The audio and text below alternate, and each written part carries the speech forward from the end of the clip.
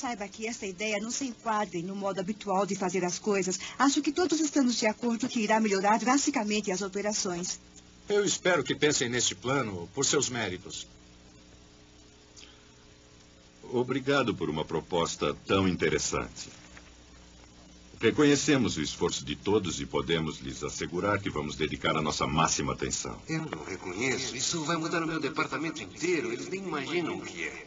Essa proposta é maluca. E eu estou atrasada para a minha próxima reunião. Não sei por que essas reuniões demoram tanto. E como é que eles sabem que isso funciona? Só estiveram aqui uns 2 meses. Eles não entendem bem as coisas por aqui.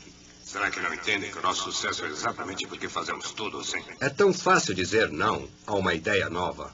Afinal, ideias novas causam mudanças. Elas destroem o status quo. Elas criam incertezas. E é sempre muito mais fácil fazer como sempre fizemos. É mais fácil, talvez. Mais perigoso, com certeza. Ideias novas são repelidas em diretorias e linhas de montagem no mundo inteiro.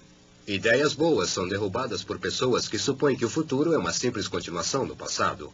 Que as ideias que nos trouxeram até onde estamos hoje são as mesmas ideias que irão nos levar até o amanhã.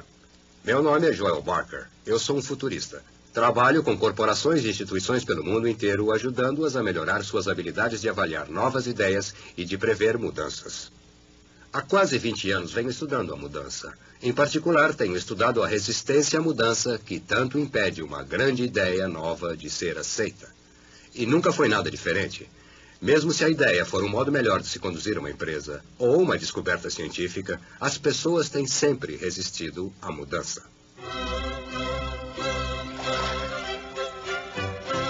Em Veneza, no século XVI, este era o problema de Galileu. Ele era defensor da teoria de Copérnico de que era o Sol e não a Terra o centro do sistema solar. Para provar essa teoria aos líderes da época, ele os levou ao topo daquela torre, a Torre de São Marco. E lá, usando o novo telescópio que desenvolvera, ele lhes mostrou as novas descobertas que havia feito no céu noturno de que a Terra girava em torno do Sol, e não justamente o contrário. Bom, em poucas palavras, essa era uma ideia revolucionária. Contradizia as observações óbvias. De fato, antagonizava tanto as vozes das autoridades que Galileu foi ameaçado de tortura para fazê-los retratar de sua afirmação. E vocês pensam que é difícil vender suas ideias? No final, as ideias de Galileu venceram. Mas a grande dúvida aqui é, por que a resistência? Seja no século XVI ou no século XX. O que será que nos impede de ver, aceitar e compreender ideias novas? Pensem em algumas das ideias novas que vimos nas últimas 2 décadas, de minorias lutando por seus direitos básicos até esses direitos serem garantidos por lei. De computadores de grande porte custando milhões de dólares a computadores laptop igualmente poderosos que quase todos podem comprar. De uma atitude de que a qualidade era um luxo para poucos, a qualidade sendo uma expectativa de todos. Essas mudanças e centenas de similares são mais do que simples melhorias, elas são revoluções. Elas estão mudando o mundo para sempre. Estão nos fazendo reavaliar os velhos modos de se fazer as coisas. Estão abrindo as portas a possibilidades que não poderíamos ter visto antes. Estão nos libertando de limitações. Mesmo assim, cada uma dessas ideias encontrou bastante resistência de pessoas sensatas. Deixe-me perguntar de novo. O que é que nos impede de aceitar novas ideias? Eu sei a resposta a essa pergunta. E quando vocês a souberem, estarão mais abertos a inovações, mais capazes de conduzir mudanças, estarão prontos para descobrir o futuro. Percebem? Tudo tem a ver com os paradigmas.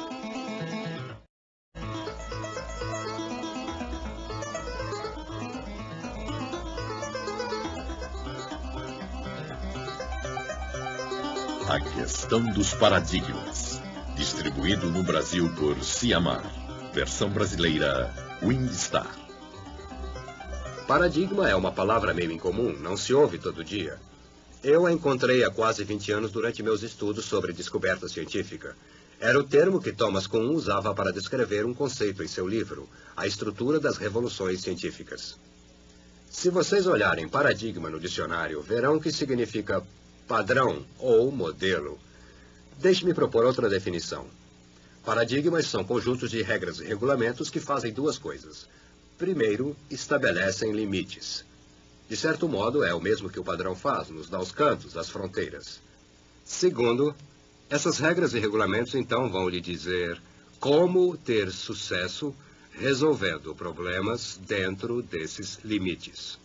Em seu livro, Thomas Kuhn examinava como os cientistas mudavam seus paradigmas em física, química ou biologia, e o que acontecia quando o faziam. O que ele descobriu pode explicar por que tantas vezes deixamos de prever grandes e significativas descobertas. Suas conclusões podem ajudar a você e a mim a lidar com a mudança com mais eficácia. Bom, e o que ele descobriu? Kuhn descobriu que os paradigmas agem como filtros que retêm dados que vêm à mente do cientista.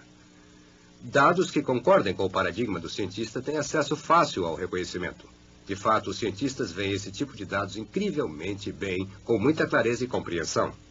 Isso é bom. Mas Kuhn descobriu também um efeito negativo e espantoso. Com alguns dos dados, os cientistas tinham uma tremenda dificuldade. Por quê?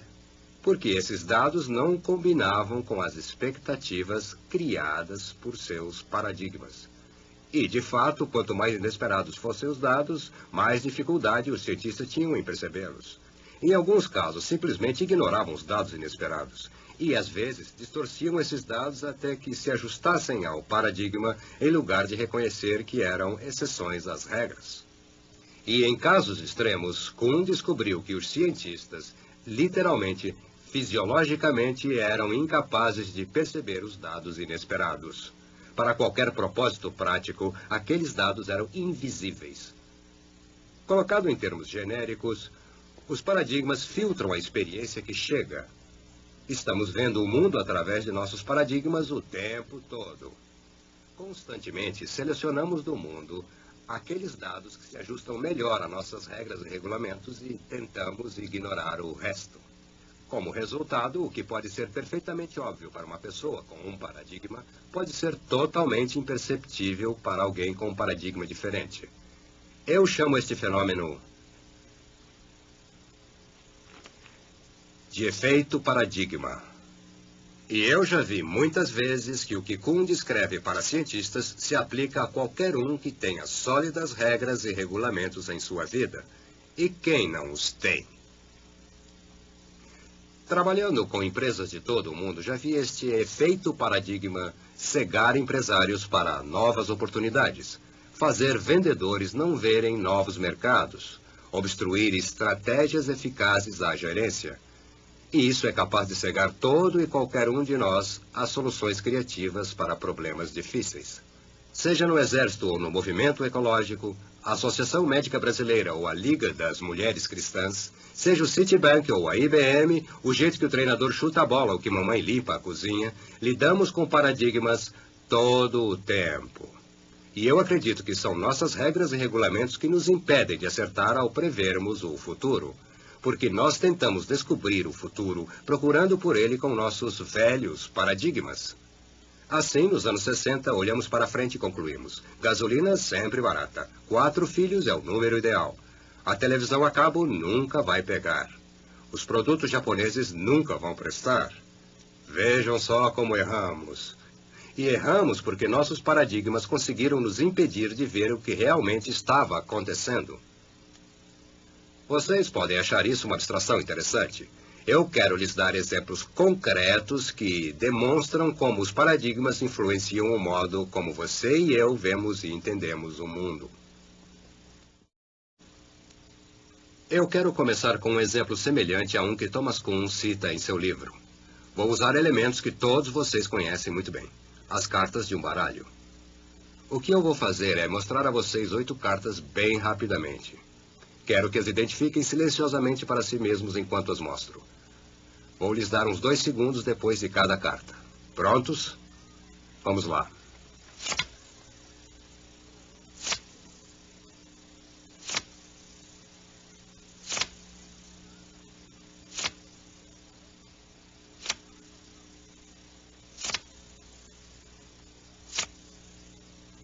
Ótimo.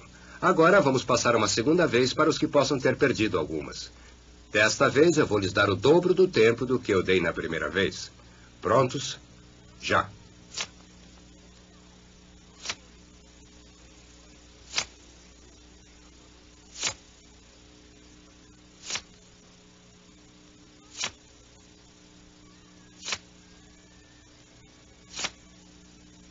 Muito bem.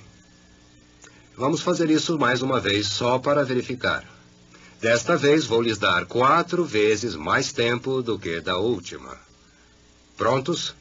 Vamos lá.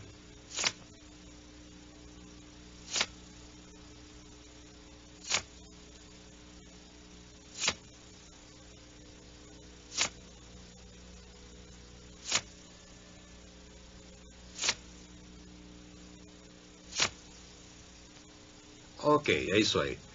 Quantos de vocês perceberam algo estranho nessas cartas? Por exemplo, a segunda carta tinha espadas vermelhas. Ou que a quinta carta tinha copas pretas. Ou que a última carta também tinha espadas vermelhas. Eu sei que a maioria de vocês não viu essas exceções na primeira das passadas. E eu sei que a maioria de vocês as perdeu na segunda passada também. Mas também aposto que quase todos identificaram as cartas normais quando elas apareceram. Percebem, vocês foram enganados por suas regras e regulamentos sobre como um baralho de cartas deveria ser. Seu paradigma do baralho. E é isso que bloqueava a sua visão das cartas normais. Lembra-se do que eu disse sobre paradigmas, como filtram os dados? Bom, vocês estavam tentando ver as cartas do modo certo. Certo quer dizer de acordo com seu paradigma do baralho. Espadas pretas, paus pretos, copas vermelhas e ouros vermelhos. E assim vocês viram as cartas legítimas com facilidade, rapidamente. Na verdade, eu sei que a maioria de vocês viu essas cartas na primeira passada. E isso foi em menos de 1/30 de segundo. Mas o seu paradigma do baralho também tornou muito difícil ver as cartas que não obedeciam às regras. Assim, em lugar de as verem como elas eram, vocês distorceram os dados tentando fazê-los se ajustar ao seu paradigma. Este é o efeito paradigma em ação. E cada vez que vocês encontrarem algo que esteja além dos limites do seu paradigma, vão ter dificuldades em perceber isso. Vocês não vão conseguir. Bom, este é um baralho meio engraçado.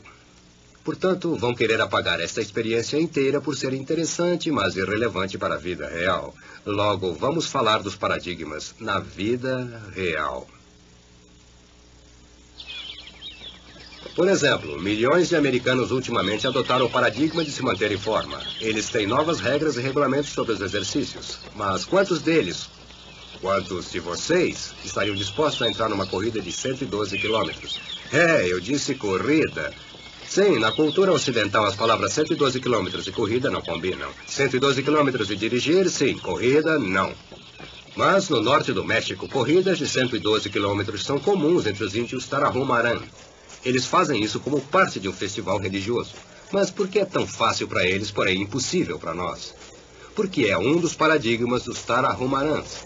Eles correm por toda parte, por farra. Vocês poderiam acreditar que a grande corrida, a Internacional de São Silvestre, é brincadeira para os Tarahumaranos? Poderiam dizer que há um tipo de diferença genética, mas estou pronto a apostar que se um de vocês tivesse crescido numa das aldeias deles, correria exatamente como eles, porque teria aprendido o paradigma deles da corrida.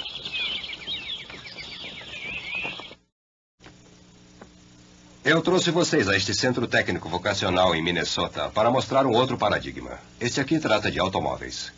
Em 1976, um grupo de alunos do curso avançado da classe Early Parker decidiu fazer um carro de alta eficiência. Eu vou lhes dar os dados do carro. Pesava 1 tonelada. Fazia de 0 a 100 em menos de 10 segundos. Fazia 32 km por litro com um motor de 16 HP. Bem, qualquer um que entenda de automóveis sabe que isso é impossível. Não se pode fazer um carro tão pesado dar essas velocidades com um motor de só 16 HP. No entanto, foi isso que esses alunos fizeram. Como? Usando um paradigma diferente. Percebem, esses estudantes não estavam numa classe de mecânica automotiva. Eles estavam aqui, na classe de hidráulica oleodinâmica avançada. Eles sabiam que, usando o seu paradigma, poderiam capturar e reutilizar a energia que carros comuns jogam fora. Vou mostrar como. É realmente um projeto muito simples. Quando se freia este carro, ele não usa os freios normais que só criam calor e atrito. Em vez disso, as rodas traseiras giram uma bomba hidráulica que bombeia fluido hidráulico para este acumulador que fica sob pressão. Para criar essa pressão, há uma resistência a qual freia o carro. Quando este carro está num farol fechado, o motor não fica em marcha lenta. Em vez disso, ele gira a 80% do curso do acelerador e assim aciona uma bomba hidráulica que põe mais fluido e pressão no acumulador hidráulico. Resultado: quando este carro começa a acelerar depois de o farol ter aberto, a aceleração não vem do pequeno motor, mas de toda a energia que foi armazenada no acumulador. Deixe-me mostrar. Eu posso acelerar mesmo sem ter ligado o motor. Então, o pequeno motor a gasolina só mantém a velocidade do carro e consegue com isso fazer mais de 32 km por litro. É muito habilidoso. E a pergunta do paradigma é esta: se os alunos que inventaram este carro estivessem no curso de mecânica automotiva, acha que eles teriam conseguido? Acho que a resposta é não, porque o paradigma da mecânica automotiva não prevê armazenagem de energia perdida. Não quero dizer que este carro é perfeito, tem um monte de problemas, mas ele demonstra a força que um paradigma pode ter. O que pode ser impossível com um paradigma, pode ser fácil de fazer com outro paradigma. Quero mostrar outra mudança de paradigma na tecnologia. Esta aqui é pequena, mas interessante, especialmente para mim. O que é isso? Olhem-na desse lado. Olhem para ela desse lado. E vejam-na desse lado. É um cilindro de bicicleta e evidentemente rompe o paradigma de cilindro de bicicleta. Foi inventado por um escultor e um futurista. Eu era o futurista. Jeffrey Burt foi o escultor. Fui eu quem criou a ideia e juntos nós desenvolvemos. Chamamos de Easy Seat. Não é grande coisa, não é o que vai salvar o mundo ou algo assim, mas nos poupa de dores em algumas partes bem sensíveis. Quando se olha para ela, parece ter sentido, não é? No entanto, desde a invenção da bicicleta, um outro formato dominou totalmente o mercado. Parece-se com isso, e chama-se selim de bicicleta. E eu acho que é a palavra selim que vem impedindo os fabricantes de explorar formas como o Easy Seat. Percebem, este é o projeto lógico de uma sela de cavalo para uma bicicleta. E assim que criaram o paradigma da sela, os bicicleteiros o melhoraram e refinaram e se esqueceram de fazer a pergunta básica: qual é o modo mais confortável de se sentar numa bicicleta? E era aí que estava a minha vantagem. Eu não fazia parte da indústria de bicicletas. Eu não entendia disso. Eu não estava sentado no paradigma deles. Então inventei um selim estranho, mas confortável para bicicletas. Falando nisso, vocês imaginam o que os ciclistas fanáticos acham do Easy Seat? Ele não segue as regras, logo não gostam dele, ainda. Há uma história contada nos meios empresariais que vale repetir aqui. No final da década de 30, um inventor tentava interessar corporações em sua nova ideia. Ele passou por uma rejeição após outra, porque ninguém levava a sério a sua invenção. Ele a levou ao departamento de pesquisa de uma grande empresa fotográfica. Ele tinha certeza que eles se interessariam porque sua invenção era um novo tipo de fotografia. Este é o mesmo kit que ele usou para demonstrar o processo. Enquanto um pesquisador experiente assistia, ele começou sensibilizando uma placa de metal com um revestimento especial. Então pegou uma transparência e colocou a placa de metal sobre ela e expôs ambas a uma luz muito forte. Então, ele derramou um pó preto fino sobre a placa e jogou fora o excesso. O que restou na placa era uma vaga lembrança da imagem que estava na transparência. Ele havia, de fato, criado um tipo de fotografia daquela imagem. Bom, nós não sabemos o que o pesquisador falou disso tudo. Talvez achasse engraçado e riu. Ele pode ter dito que era muito complicado ou primitivo, ou pode ter ficado chateado com aquele pó preto em toda a sua mesa. Mas sabemos de uma coisa ao certo. Ele não se interessou por aquela invenção boba e mostrou ao inventor a saída. Mas o inventor, Chester Carlson, foi quem riu por último. Esta é uma cópia de sua patente original.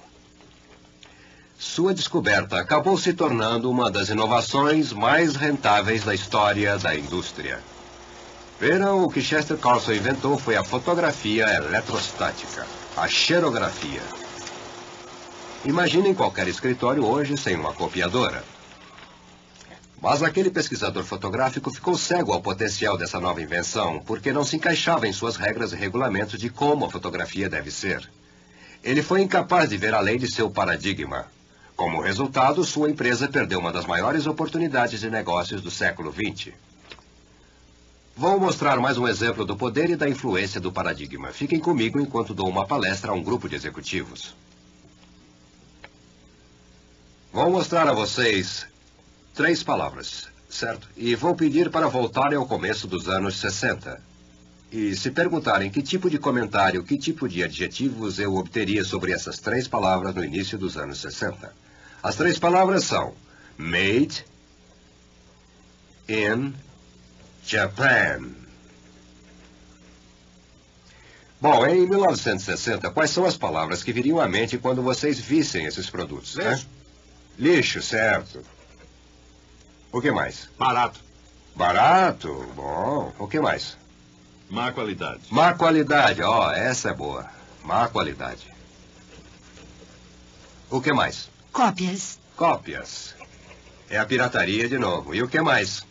Primitivos. Muito bem, certo. Brinquedos. Bom, brinquedos primitivos, brinquedos. Mais alguma ideia? Imitações. Imitações. Certo, é o bastante. Agora, vamos perguntar sobre hoje. Que tipo de comentários vem à mente quando vocês encontram estas 3 palavras? Made in Japan. Excelente qualidade. Excelente qualidade. Ok, o que mais? Tecnologia. Tecnologia. Aham, isso é bom. O que mais?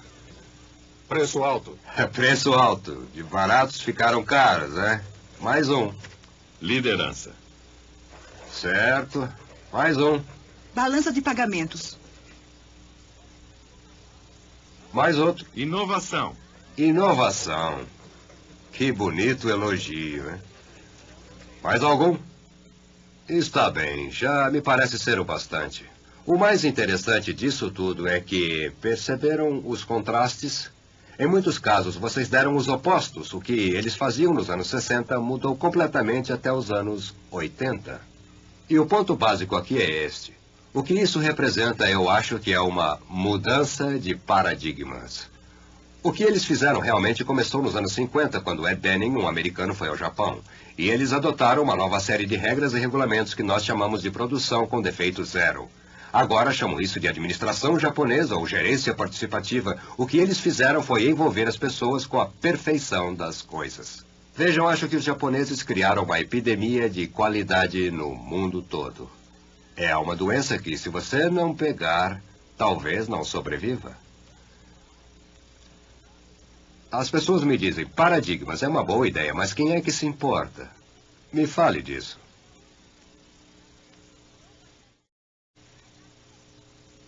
Há uma verdade profunda e crucial escondida atrás de todos os exemplos de paradigma que mostrei. Eu a chamo de regra de volta a zero, e se não se lembrarem de mais nada, lembrem-se disso. Quando um paradigma muda, todo mundo volta a zero. E não importa o tamanho de sua fatia do mercado, ou como é a sua reputação, ou como você é bom com o velho paradigma. Com o novo, você volta para o zero. Seu sucesso passado não garante nada.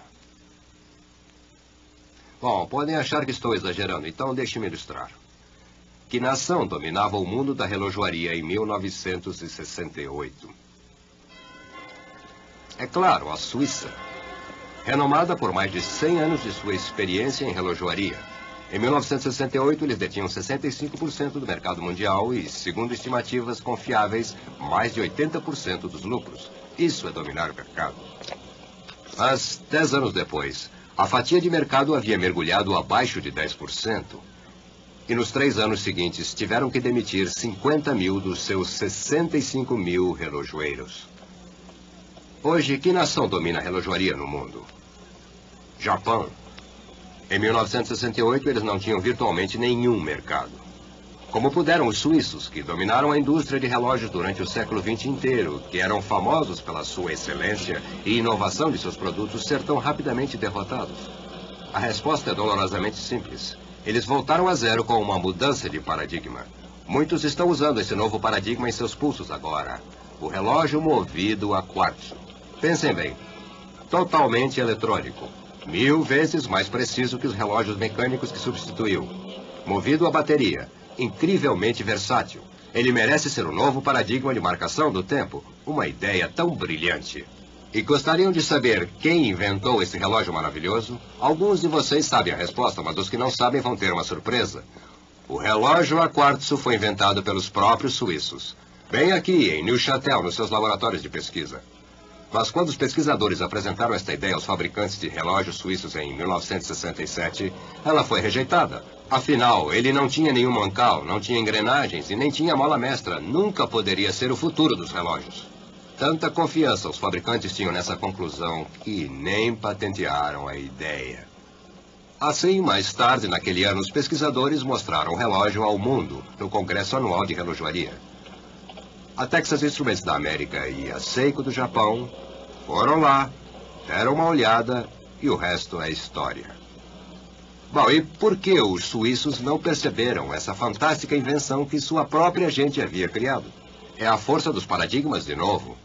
Eles ficaram ofuscados com o sucesso de seu velho paradigma e de todos os seus investimentos nele. E quando confrontados com um mundo totalmente novo e diferente de continuar seu sucesso futuro adentro, eles o rejeitaram. Porque ele não se ajustava às regras em que eles já eram tão bons. Mas não se esqueçam de que esta história não é só sobre suíços. É uma história sobre qualquer um, qualquer organização, qualquer nação que suponha que o que teve sucesso no passado terá de continuar para ter sucesso no futuro. Deixe-me lembrá-los novamente. Quando um paradigma muda, todo mundo volta a zero. Seu passado não garante nada no futuro se as regras mudarem. Nem mesmo os melhores relojoeiros do mundo podem parar o tempo. De fato, se não tomar cuidado, seu passado glorioso bloqueará sua visão do futuro. E é por isso que é preciso desenvolver uma abertura para novas ideias, uma disposição para explorar modos diferentes de fazer coisas. Porque somente com esse tipo de tolerância você pode manter abertas suas portas para o futuro. Eu poderia lhes dar mais e mais exemplos. Tenho mais de 350 nos meus arquivos. O que importa aqui é: paradigmas afetam dramaticamente nosso discernimento e nossa tomada de decisões, influenciando nossas percepções. E ficou claro para mim que se quisermos tomar boas decisões para o futuro, prever o futuro acertadamente, precisamos ser capazes de identificar nossos paradigmas atuais e estar prontos para ir além deles. Vejam, um paradigma é uma faca de 2 gumes. Quando você o usa de um jeito, ele corta as informações que concordam com ele em detalhes muito finos e precisos. Mas quando usa do outro jeito, ele isola você dos dados que contrariam o paradigma. Você vê melhor o que se supõe que veja, exatamente como os suíços. E você vê mal ou nem percebe os dados que não se encaixam no paradigma. Deixe-me compartilhar com vocês algumas observações básicas sobre paradigmas. Número 1. Paradigmas são comuns. Nós os temos em quase todos os aspectos da vida, seja profissional ou pessoal, espiritual ou social. Ponto número 2. Paradigmas são úteis. Vocês podem achar que eu não gosto de paradigmas por tudo que eu disse deles, mas não é o caso. De fato, eles nos mostram o que é importante e o que não é. Eles nos ajudam a achar problemas importantes e então continuam para nos dar regras sobre como resolver esses problemas. Concentram nossa atenção, e isso é bom. Mas, e este é o ponto número 3, e é um aviso. Às vezes, o seu paradigma pode se tornar o paradigma. O único modo de fazer uma coisa. E quando você se depara com uma ideia alternativa, você a rejeita de imediato. Mas isso pode levar a uma disfunção. E chamo essa disfunção de paralisia de paradigma.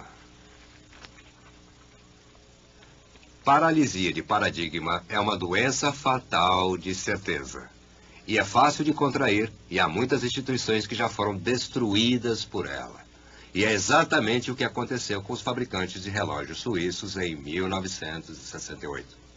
Isso me lembra uma frase. Aqueles que dizem que não dá para fazer, devem sair do caminho daqueles que estão fazendo. Ponto número 4. As pessoas que criam novos paradigmas costumam ser gente de fora. Elas não fazem parte da comunidade do paradigma estabelecido, mas elas podem ser jovens ou idosas, a idade parece ser irrelevante. Mas fica claro que elas não estão amarradas ao velho paradigma. Portanto, não tem nada a perder se criarem um novo. E isso tem um significado especial para você, porque se quiser encontrar os novos paradigmas em desenvolvimento na sua área, terá de olhar além do centro para as bordas. Porque quase sempre as novas regras são escritas nos limites. Foi onde a Xerox começou. Foi onde a Apple Computer começou. Foi onde o movimento feminista começou. Todos eles nos limites. Ponto número 5.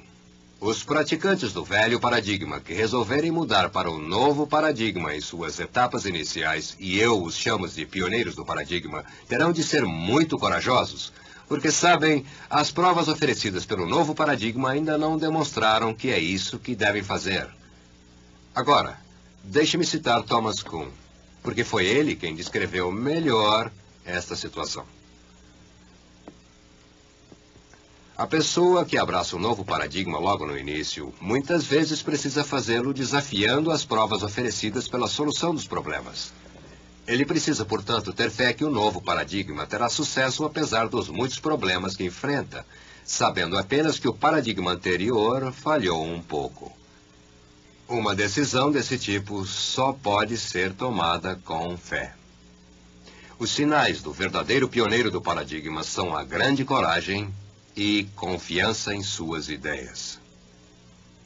Agora o último ponto, e o mais importante. Você pode decidir mudar suas regras e regulamentos. Os seres humanos não são geneticamente programados com uma só forma de ver o mundo. Você pode resolver jogar fora um paradigma e adotar um novo paradigma. Você pode decidir ver um mundo diferente. E é por isso que sou tão otimista quanto ao futuro. Bom, para desafiá-los a mudar seus paradigmas, vou lhes fazer a pergunta da mudança de paradigmas. Sempre que estou numa organização ou empresa, sempre faço esta pergunta. O que hoje é impossível fazer na sua empresa, mas se pudesse ser feito, mudaria radicalmente o que fazem? Pensem bem nisso, a fundo. Façam a pergunta, brinquem com ela, mas façam-na regularmente, por toda parte em sua organização, porque as respostas a essa pergunta os levarão aos limites de seu paradigma. E quando estiverem lá, vocês terão meios de ver os próximos paradigmas chegando. Lembrem-se, o que é impossível hoje pode ser o padrão amanhã. E o seu desafio é fazer com que isso aconteça e estar pronto para ser o pioneiro. Há uma história que eu quero lhes contar. Era uma vez um jovem rapaz com um carro muito rápido que adorava dirigir em estradas de terra. Ele se achava um grande motorista. Ele era capaz de tudo. Um dia ele estava indo por sua estrada predileta, chegando à sua curva favorita, quando saiu da curva um carro derrapando, fora de controle. E logo quando iam se cruzar, o carro entrou na contramão. Quando o carro passou, a mulher gritou, "Porco!" Bom, ele respondeu imediatamente e gritou, "Vaca!" E ele pensou, como ela ousou me xingar? Eu estava na mão certa, ela estava na contramão. Mas ele se sentiu bem porque devolvera antes dela ir embora. E assim ele pisou fundo no acelerador, fez a curva com tudo e atropelou um porco. Bom, essa é uma história de paradigma. Percebem, o rapaz estava reagindo com as regras antigas. Você me xinga e eu o xingo de volta. Mas se pensarem bem, ela estava mesmo tentando avisá-lo.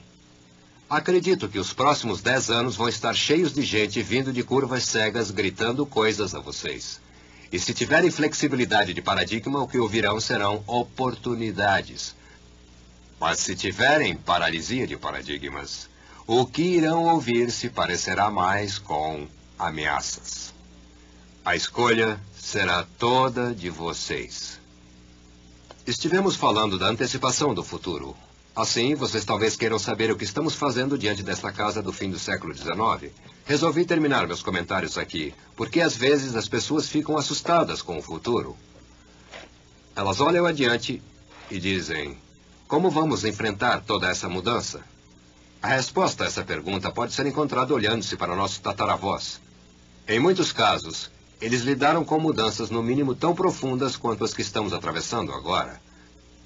Devemos considerar que em 1890 o rádio ainda era considerado mágica. Quero dizer, vozes inaudíveis viajando pelo ar, sem fios. O rádio só foi demonstrado em 1901. Entre 1890 e 1910, Henry Ford fez seu primeiro automóvel. A câmara de cinema foi inventada. Santos Dumont contrariou os especialistas e criou o novo paradigma do voo mais pesado que o ar. O raio-x foi inventado.